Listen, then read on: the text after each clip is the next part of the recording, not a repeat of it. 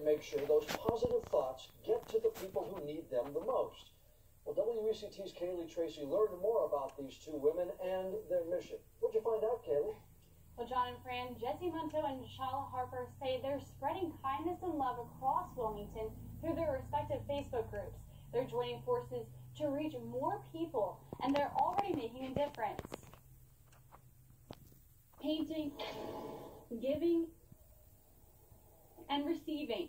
Jesse Munto and Shala Harper are on a take a rock, leave a rock mission. We joke and say, Ebony and Ivory, that we'll just get married and merge our groups together and use her kindness project idea and use my project idea of love and make sure that we're touching everybody's lives. Their two groups, the Kindness Rocks Project Wilmington and Shala Rocks, put positive messages on rocks. They put a group of rocks together in an area that may be forgotten to create an inspirational rock garden. Not to just have it in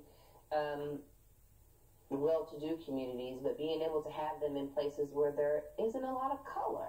And not color in my appearance, but I mean there isn't a lot of color. There isn't a lot of scenery. There isn't a lot of stuff going on there. Places like homeless shelters, mental health institutions, and prisons.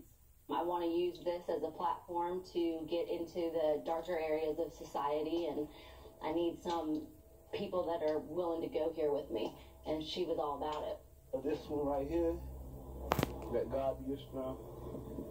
The two rockers opened their first garden in the parking lot of City Life Church on Greenfield Street. They've already received a response. To see people come over and grab rocks and break down what their rock meant to them. Even walking up to that lady and giving her a rock saying that you're enough, she was like, I really needed that today. Like, she wouldn't have gotten that if this wasn't here. The two women also want the rocks to be a foundation, a fresh perspective on all members of the community. Break down the ignorance and the stereotypes that people place on people of color and people without, because it's unnecessary. And it caused a lot of divisions within communities, within whatever you're doing. So we're just really right now focusing on making that be a part of the project. A focus that others are noticing. It's good. It brings us together like the Rocks, mixed community, mixed nation. You know what I mean? Black, white, Puerto Rican, all that. Someone took time out to sit down and paint these rocks and put a message on it for you.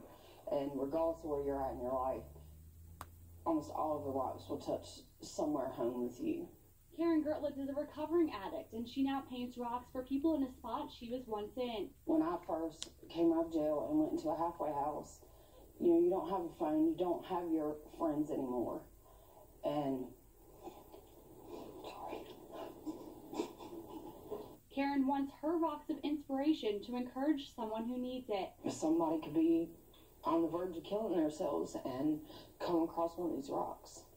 That someone in the community thought enough about someone else. And it's people exactly like Gertlitz that Munto says these rock gardens want to help.